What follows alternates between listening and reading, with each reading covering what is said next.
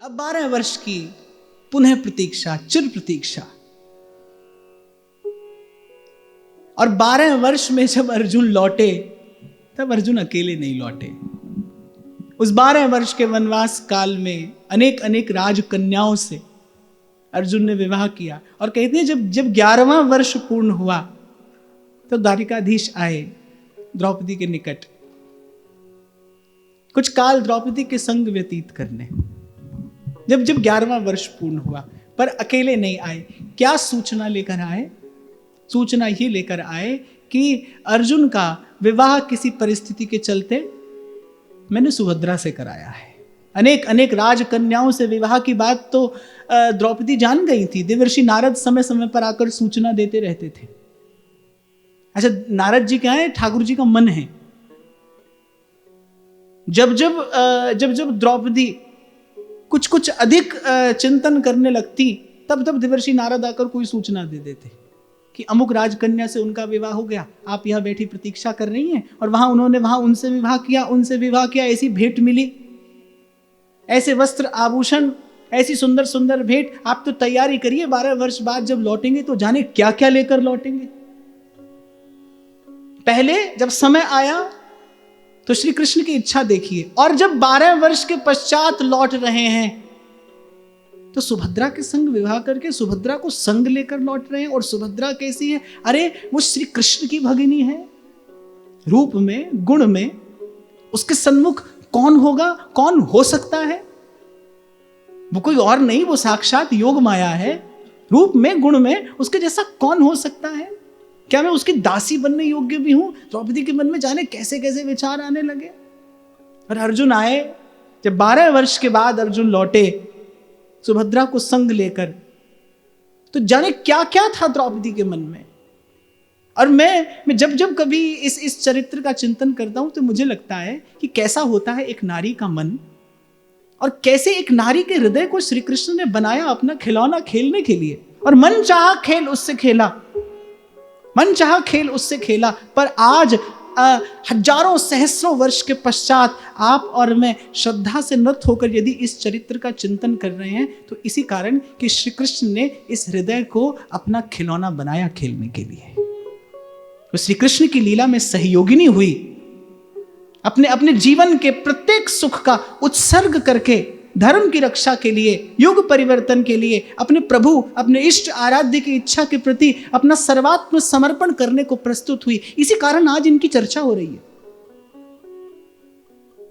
इसीलिए पूर्व में कभी मैंने आपको कहा था, भाई पहले सुख दुख की वास्तविक परिभाषा जान लेना आवश्यक है। सुख दुख होता क्या है?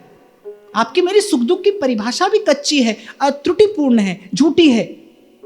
इसलिए उसी झूठे सुख दुख को प्राप्त करने की निष्फल सी चेष्टा हम करते हैं। कल यहीं से हमने चर्चा में प्रवेश किया था। जीवन बीत जाता है हमारा, और एक नहीं अनेक जीवन, दुख से बचने का प्रयास और सुख को बांध कर रखने की निष्फल चेष्टा।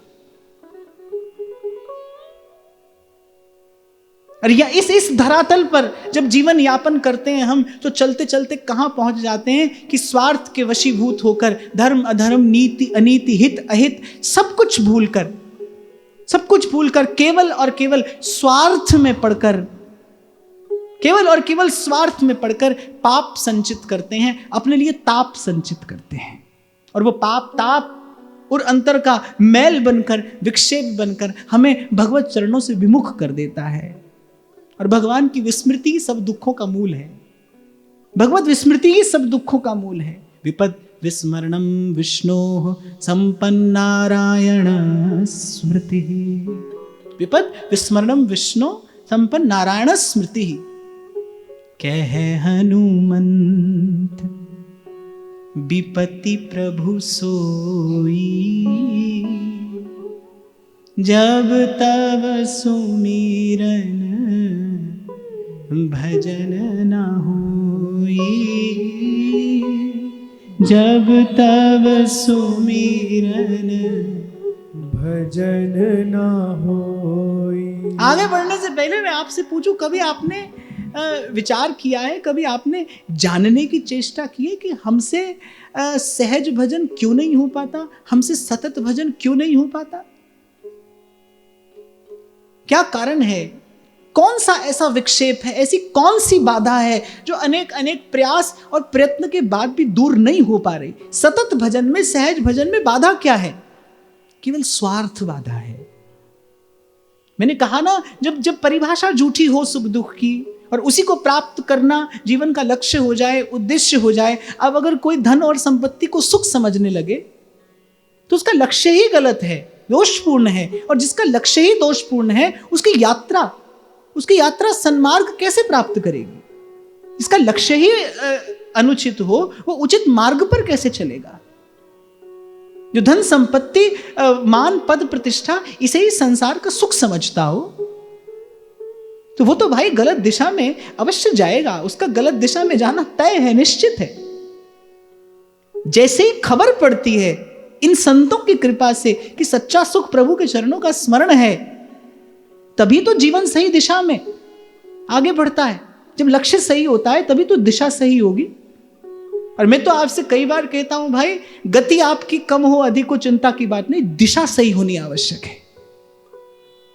गति आपकी थोड़ी हो अधिक हो, क्योंकि भजन के मार्ग पर तो भाई इतना चलो या बहुत चलो, जो मिलना है वो तो प्रभु की कृपा से मिलना है, उनकी इच्छा से मिलना है, उनके अनुग्रह से, उनकी पुष्टि से जीव प्राप्त करता है। हमारी दिशा ठीक हो तो कभी विचार करना तो आप पाओगे, ये जो स्वार्थ है ना, बस यही विक्षेप है, यही बाधा है सतत भजन में। ये जो स्वार्थ का सुख आप और मैं चाहते हैं, कभी धन से, कभी स्वजन से, कभी सुहृद से, कभी धन संपत्ति से, कभी पद प्रतिष्ठा से, जो सुख की कामना है, ये ईश्वर से विमुख किए हैं। और ईश्वर से विमुख जीव को कोई कैसे सुखी कर सकता है? अब तो मैं ऐसे निजी रूप से व्यक्तिगत किसी से मिलता नहीं, कोई चर्चा नहीं करता। पहले कभी कभी होता था, कोई आता था, वो बात करता था ना, कहते ये कष्ट है, ये पीड़ा है, पूछा भजन करते हो? नहीं, भजन तो नहीं करते। भाई कौन सुखी कर देगा? कहां से आ जाएगा सुख भगवत भजन के बिना? कहां से आ जाएगी जीवन में शांति, विश्राम प्रभु के आश्रय के बिना? खूब बड़ी बड़ी बात आप कर लीजिए, खूब खींचतान कर आप कुछ भी बात बनाकर सिखा लीजिए, खूब ध्यान योग आदि की शिक्षा दीक्षा दे लीजिए, पर भाई लाख की बात एक है, प्रभु के आश्रय के बिना जीव कभी विश्राम नहीं पा सकता। ये आज समझ आ जाए या किसी जन्म में, पर प्रथम और अंतिम सत्य यही है। प्रथम और अंतिम सत्य यही है कि प्रभु के चरणाश्रय के बिना इस जीवात्मा को कभी विश्राम नहीं मिल सकता। प्रभु के चरण ही विश्राम है, वही हमारा अपना घर है। यहीं लौट कर आने के बाद ही जीव सुख पाता है, सच्चा सुख, कभी समाप्त न होने वाला सुख, कभी न मिटने वाला सुख, कहीं न जाने वाला सुख, प्रतिपल बढ़ने वाला सुख। खर्चे न खूटे, वाको चोर न लूटे, दिन दिन बढ़त सवायो, पायो जी में तो नाम रतन धन पायो, पायो जी में तो नाम रतन धन पायो। जब सुभद्रा लौटी तो कुछ ईर्ष्या भी है, कुछ मात्सर्य का भाव भी द्रौपदी के मन में है। और क्यों ना हो, क्यों ना हो? द्रौपदी पीछे मुड़कर देखती है तो जिस दिन से स्वयंवर से पूर्व कृष्ण कहकर गए थे अर्जुन, उस दिन से मैंने उसे ही अपने हृदय मंदिर का देवता बना लिया। अपनी एक एक श्वास को पुष्प बनाकर मैंने उस देवता के चरणों का आराधन किया है। पर ऐसा कहां खोट रह गया मेरी आराधना में? क्यों नहीं संपूर्ण हुई मेरी पूजा कि मुझे अभी तक अपने देवता से कोई प्रसाद नहीं मिला? केवल प्रतीक्षा, मेरे हिस्से क्या आया? केवल प्रतीक्षा, आज तक प्रतीक्षा। और अब जब अर्जुन लौटे हैं तो मेरे मन में ये कैसा द्वंद कि अब वो केवल मेरे नहीं है, अब वो केवल मेरे नहीं है। और सुभद्रा की ओर देखती हूं तो वो श्री कृष्ण की भगिनी है, रूप में गुण में अनुपम है, अवर्णनीय है उसका रूप। और मुख तो उसका ऐसा निर्मल है कि उसे देखते ही अपना सारा सुख उस पर उड़ेल देने का मन होता है। देखो, अगर आपसे कोई क्रोध कर पा रहा है, आपसे यदि कोई घृणा कर रहा है, तो उसका तो जो खोट हो सो हो, पर मुझे लगता है स्वयं के भीतर भी झांक कर अवश्य देखना चाहिए, क्योंकि मैं ना ऐसा संतों के मुख से सुना है, यदि आप पूर्ण रूप में निर्मल हैं, स्वच्छ हैं, तो अरे कोई कितना भी क्रोध में भरा आपके निकट आए, वो आप पर क्रोध कर नहीं पाएगा। आपके आभा मंडल में यदि शांति है, आपके आभा मंडल में यदि निर्मलता है, आपके पास यदि आचरण की पवित्रता है, विचार की उज्ज्वलता है, तो कोई आपके निकट आकर भी क्रोध कर नहीं पाएगा, नहीं कर पाएगा। भक्तमाल में प्रसंग आता है, अनेक अनेक भक्त चरित्रों का हम दर्शन करते हैं कि जब भक्तों की भजन भावना में विक्षेप उपस्थित करने के लिए संसार जाने कैसे कैसे प्रयत्न करता है। किसी के पास किसी वारांगना को भेजता है, वारांगना जाती है मन में विकार लेकर और लौटती है भजन का संस्कार लेकर। ये संतत्व की महिमा है, ये भगवत भजन की महिमा है। सदगुरु चंदन सम कहा, भगवत प्रेम सुवास, और निस्दिन दान करे उसे, जो जन आवे पास। कहते कितना भी क्रोध, कितना भी कुभाव किसी के मन में भरा हो, लेकिन कोई जैसे ही श्री कृष्ण की मंद मंद मुस्कान का दर्शन करता है, एक बार तो निस्तेज हो जाता है, एक बार तो वो सब भूल जाता है, उसे सर्व की विस्मृति हो जाती है। तभी तो हमारे महाप्रभु कह रहे हैं, ताते भैया मेरी सौ कृष्ण गुण संचो, कृष्ण गुण संचो। मैंने तो पूर्व में शायद कभी आपसे कहा था कि आपका जीवन ऐसा हो, आपका व्यक्तित्व ऐसा हो, आपका आभा मंडल ऐसा हो कि आपको देखकर किसी को आपके इष्ट की स्मृति हो जाए, आपको देखकर किसी को खबर पड़ जाए आप किसका भजन करते, आपका भजनीय कौन है, आपके हृदय मंदिर में कौन बैठा है, आपकी श्वास श्वास किसका भजन सुमिरन करती है, आपको देखकर खुशबू आए किसी को।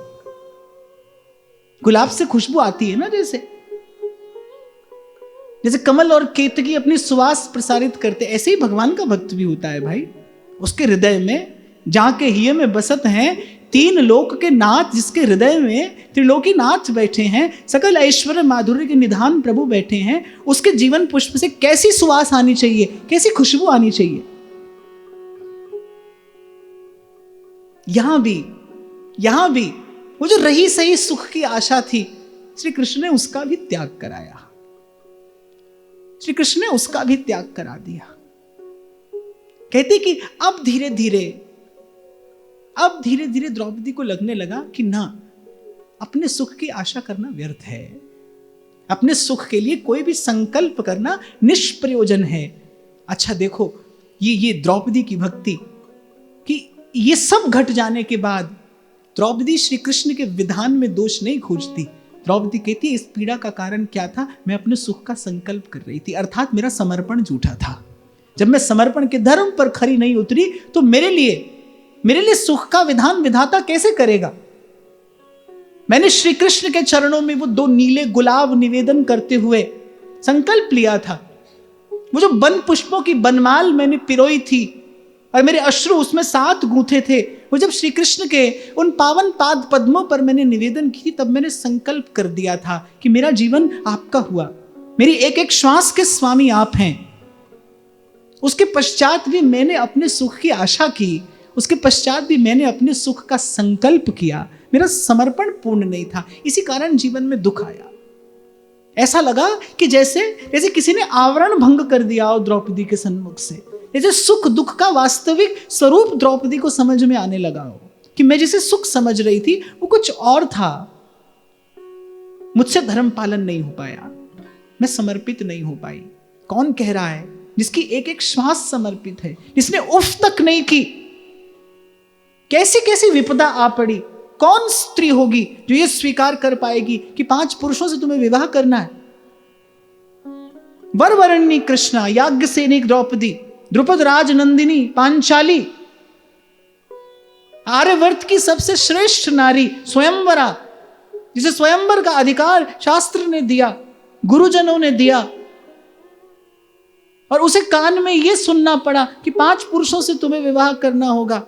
ऐसी विपदा किसके जीवन में आएगी भाई? और न आए, किसी के जीवन में ऐसी विपदा न आए। द्रौपदी ने कहा, मेरे पश्चात इस भारतवर्ष की कोई स्त्री कभी ऐसा समय न देखे, किसी स्त्री के जीवन में यह दिन ना आए जब उसे अपनी चेतना खंड खंड कर देनी पड़े, उसे अपना हृदय बांट देना पड़े। कोई अपना जन, कोई निज जन, कोई स्वजन प्रहार करे तो कहते हृदय के शत टूक हो जाते हैं, पर यहां तो द्रौपदी को अपने हाथ से अपने हृदय के शत शत टूक करने पड़े, अपने आप को दिन प्रतिदिन बांट देना पड़ा। तो जब देखा सुभद्रा को तो सर्व सुख उस पर न्यौछावर कर देने की इच्छा हुई और कर दिए। द्रौपदी ने उस पर सर्व सुख न्यौछावर कर दिए, अपना सुख, अपना अधिकार प्रसन्न प्रसन्न सुभद्रा के हाथ में दे दिया। वो जो सव्यसाची के अर्जुन के प्रति जो मन में प्रेम था वो किसी और भाव में परिणत होता चला गया। देखो, कहीं यदि वास्तविक प्रेम है वो रहेगा तो उसका स्वरूप परिवर्तित हो जाएगा, वो रहेगा, वो सदा रहेगा। प्रेम सनातन बीज है, उसे कोई नष्ट नहीं कर सकता, वो रहेगा, लेकिन उसका स्वरूप परिवर्तित हो जाएगा। हो सकता है वो आपको स्वार्थ से परमार्थ की यात्रा पूरी करा दे। इसीलिए हमारे ब्रज के एक संत कहते हैं, अरे वो मरकट जिसने चखी इमली, वो स्वाद सुधा रस जाने ही क्या, और नहीं जिसने कभी यहाँ प्यार किया, वो प्रेम पिया पहचाने ही क्या। उनके कहने का तात्पर्य यही है कि हो सकता है यहीं से आपको उस प्रेम पुष्प की सुवास मिले, उसे स्वीकार करना, निर्मल हृदय से, समर्पित हृदय से उसे स्वीकार करना, वही है जो स्वार्थ से परमार्थ की यात्रा संभव कराएगा, पूर्ण कराएगा।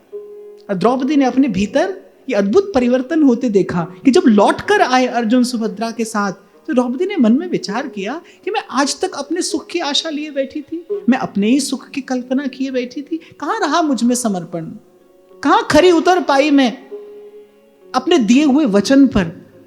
और जिसने अपने ही वचन का मान न रखा हो, उसे विधाता सुख कैसे दे सकता है। पर यहां मुझे सबसे प्रिय बात यह लगी कि द्रौपदी ने एक क्षण के लिए भी प्रभु के विधान में कोई दोष नहीं देखा।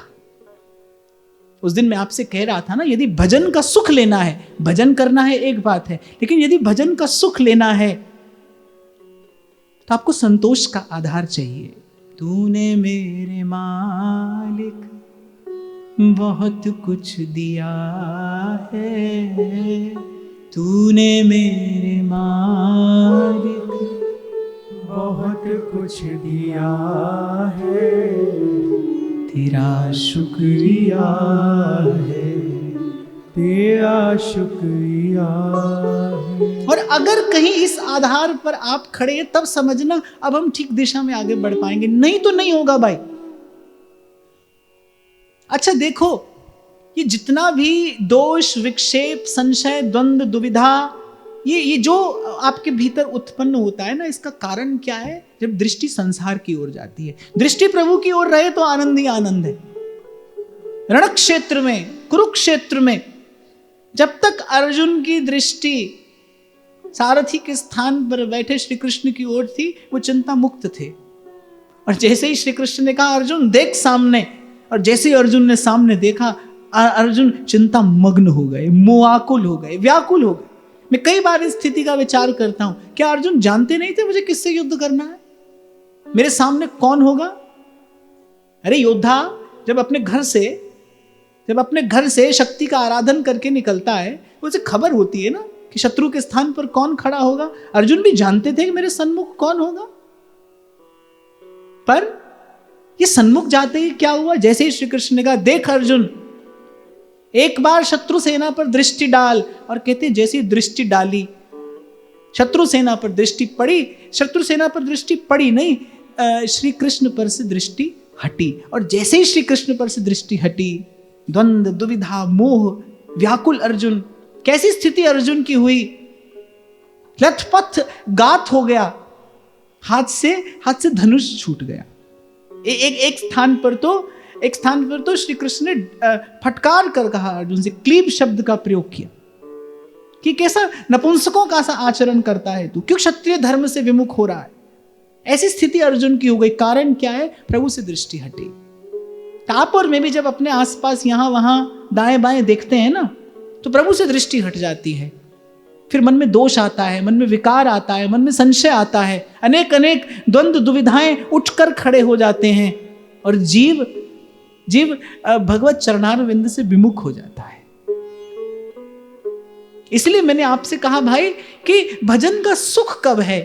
जब प्रभु के विधान में आपको पूर्ण संतोष है, इस बात का दृढ़ विश्वास कि मेरे लिए प्रभु ने जो किया, जो रचा, उसी में मेरा मंगल है, उसी से मेरा हित साधन होगा। जैसे उस दिन मैंने आपसे कहा ना, एक वैद्य के पास कौन जाता है? रोगी जाता है। सुबह से शाम तक जो जा रहा है वो रोगी है, लेकिन रोग अलग अलग है भाई, उसकी औषधि वैद्य भिन्न भिन्न देता है। ऐसे ही हो सकता है आपका मेरा हित साधन इसी साधन से होता हो, इसी विधि होता हो। और निश्चय मानकर चलना भाई, जो व्यवस्था प्रभु ने मेरे लिए की है, मेरा विकास, मेरी उन्नति, मेरा मंगल, मेरा कल्याण, मेरा हित इसी मार्ग से हो सकता है। कोई प्रयोजन नहीं किसी के साथ क्या घट रहा है।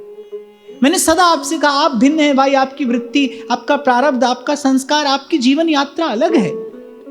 हम किसी से नहीं हो सकते और हमें किसी से होने की आवश्यकता नहीं है। हमें किसी से होने की आवश्यकता नहीं। तो अर्जुन लौटे, श्री कृष्ण संग आए और श्री कृष्ण ने महाराज युधिष्ठिर से कहा कि अब आपको राजसूय यज्ञ करना चाहिए, निमंत्रण दीजिए। समस्त भरत खंड के राजाओं को, महाराजाओं को दीजिए निमंत्रण। आप अधिकारी हैं, आप चक्रवर्ती सम्राट होने योग्य हैं। प्रभु की आज्ञा पाकर भेजे गए 10 दिशाओं में दूत, राजा महाराजा आकर उपस्थित हुए। कौरव भी आए और पांडवों ने बड़ा सत्कार किया। और कहते हैं जब राजसूय यज्ञ की तैयारी चल रही थी तो कौरवों पांडवों को एक एक कार्यभार दिया गया, सबको एक सेवा दी गई। द्वारिकाधीश ने महाराज युधिष्ठिर से कहा, मेरे हिस्से क्या सेवा आएगी? महाराज युधिष्ठिर ने कहा कि आप हमारे आराध्य हैं, आपके श्री चरणों की छत्र छाया में ये सब संभव हो रहा है। चक्रवर्ती सम्राट का पद ग्रहण करते ही, चक्रवर्ती सम्राट का प्रतीक मुकुट सिर पर धारण करते ही यदि युधिष्ठिर कुछ करेगा तो सबसे पहले आपकी चरण रज अपने मस्तक पर चढ़ाएगा। मेरा किरीट पहले आपके नखाग्र को स्पर्श करेगा, तब मैं सिंहासन पर बैठूंगा। आप ऐसी बात न कहिए, आपसे ऐसी बात सुनने में भी मुझे संकोच होता है। और कौन दे सकता था? द्वारिकाधीश को कौन सेवा दे सकता था? कौन कहता कि आप ये कार्यभार लीजिए? पर कहते प्रभु ने स्वयं चुन ली अपनी सेवा। राजसूय यज्ञ युधिष्ठिर कीन्हा, तामे झूठ उठाई। हरे कृष्णा तामे झूठ उठाई। कहते जो विद्वान ब्राह्मण आ रहे थे, पहले प्रभु उनके चरण पखार रहे थे, अपने पीताम्बर से उन ब्राह्मणों के चरण कमलों को पोंछते, प्रसन्न मुद्रा, अत्यंत सुकुमार प्रभु का वपु। कभी कभी गालों पर, कपोलों पर प्रस्वेद कण उभर आते और कृष्णा अपने प्राण सखा का ये रूप देख देख कर उन पर न्यौछावर हो रही है। उनका ये रूप देख देख कर उन पर न्यौछावर है। अपने सौभाग्य की सराहना करती कि मैं बड़भागी, मेरी जीवन डोर इन हाथों में है, मैं बड़भागिनी हूं। कहते हैं कि जब से वो आवरण भंग हुआ और याज्ञसेनी ने सुख दुख के वास्तविक स्वरूप को समझा, या मैं ऐसा कहूं जैसे ही समर्पण पूर्ण हुआ, न सुख रहा न दुख रहा। एक समर्पित हृदय के जीवन में न सुख रहता है न दुख रहता है, उसके जीवन में केवल आनंद रहता है। पूर्व में मैंने कभी कहा था, देखो सुख का विपरीतार्थक दुख है, दुख का विपरीतार्थक सुख है। सारे शब्दकोश में आनंद का विपरीतार्थक कुछ नहीं है। जब आनंद है तब केवल आनंद है, विशुद्ध आनंद है। और जैसे ही प्रभु के चरणों में समर्पण पूर्ण होता है, जीव सुख दुख से पार हो जाता है। सो कल मैंने आपको निवेदन किया, भाई कोई स्थान ऐसा है जहां केवल दुख पाओगे, कोई स्थान ऐसा है जहां केवल सुख पाओगे, लेकिन ये भारत भूमि ऐसी है यहां सदगुरु मिल जाए तो सदा सदा के लिए सुख दुख से पार हो जाओगे, सदा सदा के लिए। मैं बहुत छोटा था तो सुना करता था, कोई गाता था कि मुरली वाले से जिसका संबंध है उसे हर घड़ी आनंद ही आनंद है। ऐसा ही है भाई, जैसे ही समर्पण पूर्ण होता है न सुख रहता है न दुख रहता है। भक्त केवल देखता है सुख दुख को आते जाते। चरण पर रख दिया जब माथ तो किस बात की चिंता, हमारे साथ है जब आप तो किस बात की चिंता, हमारे साथ है जब आप तो किस बात की चिंता। और जब यज्ञ आरंभ हुआ, भीष्म, द्रोणाचार्य, कृपाचार्य, कौरव, पांडव, समस्त भारतवर्ष के प्रतिभाशाली राजा महाराजा उस सभा में विराजमान हैं। प्रश्न उपस्थित हुआ, अग्र पूजा किसकी होगी? अग्र पूजा का अधिकारी कौन है? समस्त ऋषि मुनियों ने, महात्माओं ने, विद्वत जनों ने, बुद्ध जनों ने, पंडितों ने, ब्राह्मणों ने, भीष्म ने, द्रोणाचार्य ने एक स्वर से कहा कि जिस सभा में वासुदेव विराजमान हो उस सभा में उनके अतिरिक्त किसकी अग्र पूजा हो सकती है? गोपाल गोकुल बल्लवी प्रिय गोप गोसुत वल्लभम चरणारविंद महम भजे भजनीय सुरमुनि दुर्लभम। जिस सभा में, जिस स्थान में ये सुरमुनि दुर्लभ चरण कमल विराजमान हैं, किसी अन्य की पूजा कैसे होगी? प्रत्येक दृष्टि से वासुदेव ही अग्र पूजा के अधिकारी हैं। देखो उस सभा में सहस्रों सहस्रों वर्ष की अवस्था वाले ऋषि मुनि भी बैठे हैं। महर्षि वेदव्यास हैं, श्रेष्ठ श्रेष्ठ मुनिजन, मनस्वी, तपस्वी, योगी, यति, तपी, सन्यासी, ब्राह्मण, विद्याधारी सब उस सभा में हैं। सबने एक स्वर से कहा, कृष्णात् परम किमपि तत्त्वमहं न जाने। जहां प्रभु विराजमान हैं वहां अग्र पूजा के केवल अधिकारी वही हैं। कृष्णस्तु भगवानस्व सर्वलोक नियंता सर्वाधार सर्वेश्वर इस सभा में, इस सभा के सौभाग्य से विराजमान है। श्री कृष्ण की अग्र पूजा हो। बस इसी मध्य शिशुपाल उठकर खड़ा हुआ और जाने क्या क्या कहा, और ऐसा कहना चाहिए क्या क्या नहीं कहा। अब शब्द कहे, अभद्र से अभद्र बात श्री कृष्ण के लिए कही। प्रभु की लीला, प्रभु की लीला, प्रभु प्रतीक्षा कर रहे थे। देखो पाप का भार वहन करने की भी एक सीमा होती है आत्मा की।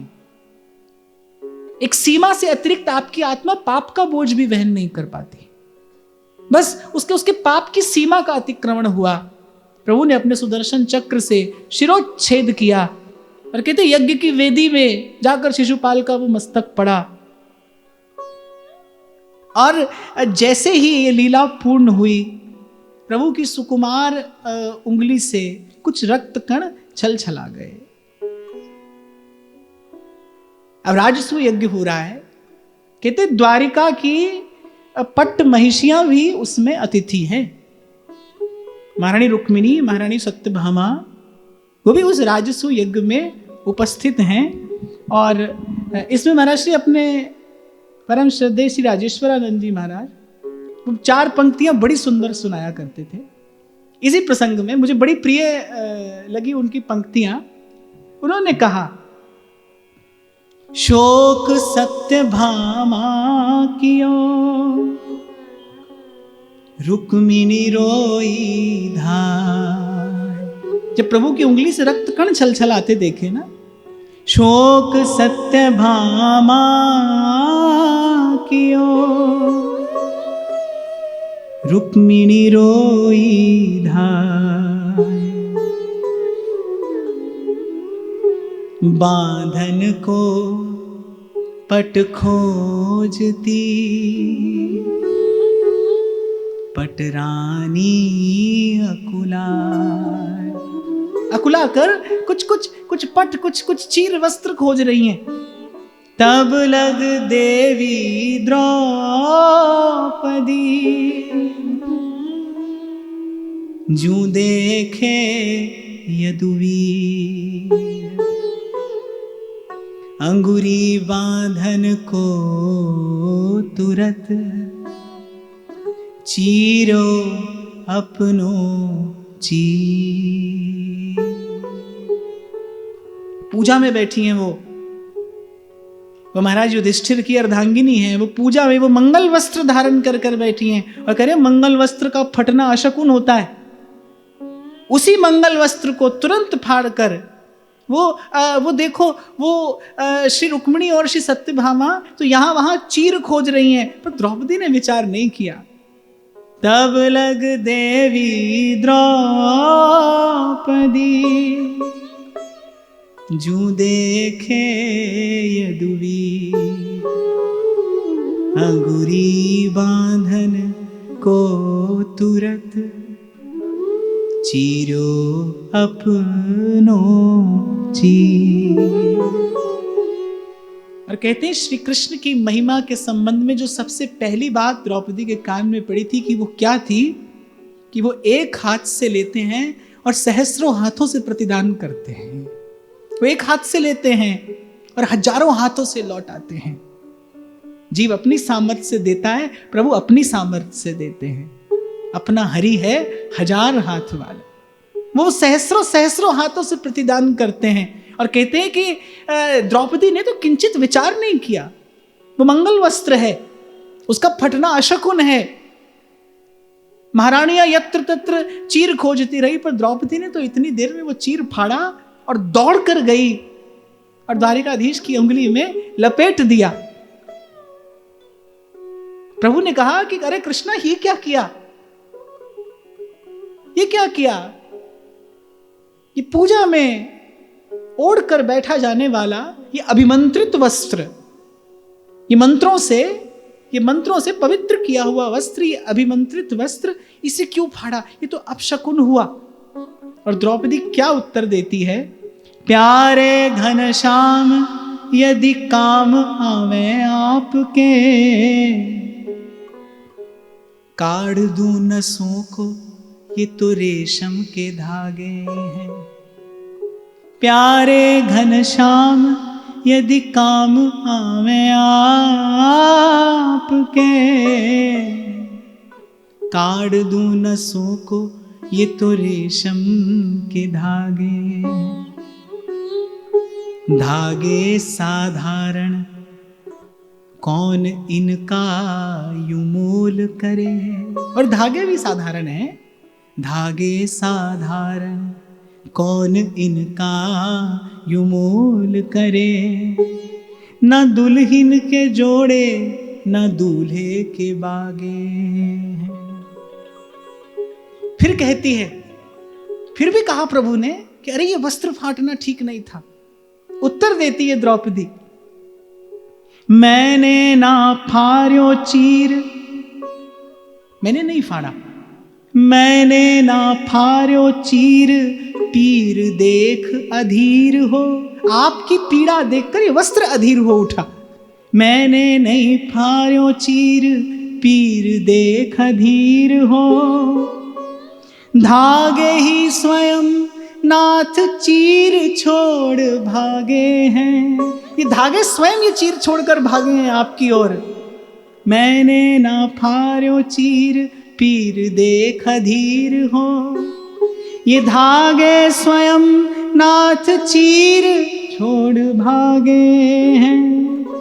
और द्रौपदी ने कहा, वो धागे अभागे जो बढ़े नहीं आगे, वो धागे अभागे जो बढ़े नहीं आगे। भाग उन्हीं के जागे जो उंगली से लागे हैं। भाग उन्हीं के जो उंगली से लागे हैं।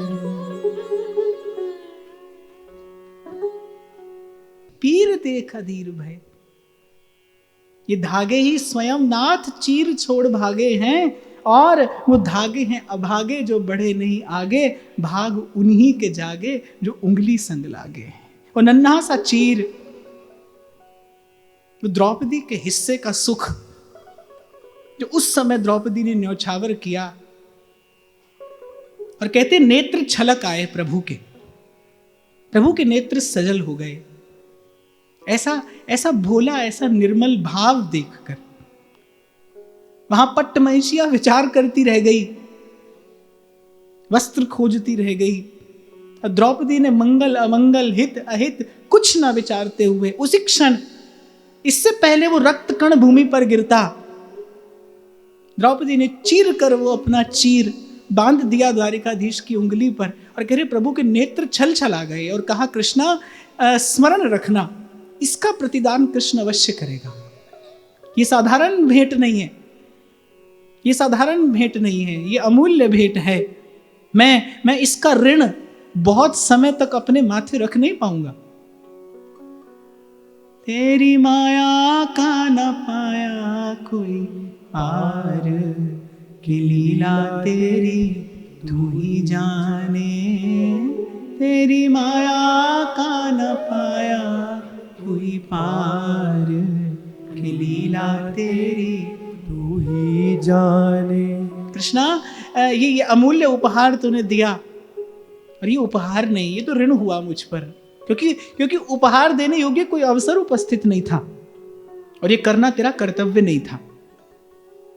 न तो उपहार देने योग्य कोई अवसर उपस्थित था, और ना ये करना तेरा कर्तव्य था, इसलिए ये ऋण हुआ मेरे माथे, और ऐसा ऋण मैं बहुत काल तक अपने माथे रख नहीं पाऊंगा, इसका प्रतिदान अवश्य करूंगा।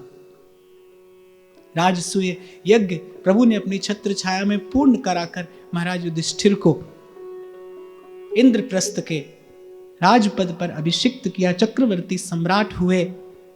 चहुं ओर पांडवों की जय जयकार हो रही है, और क्यों ना हो, जिसे यश प्रभु प्रदान करना चाहे, सृष्टि का एक एक कण उसका यशगान करने को बाध्य हो जाता है। प्रभु ने यश प्रदान किया है, पांडवों को जो मिला है वो प्रयास से नहीं, वो श्री कृष्ण के प्रसाद से मिला है। सारी प्रकृति हर्षित है, आनंदित है महाराज युधिष्ठिर को अपना सम्राट पाकर। आज की भावना यही श्री जी के चरणों में निवेदन करते हैं। महाराज श्री के चरणों में प्रणाम, आप सबके हृदय स्थित प्रभु को नमन।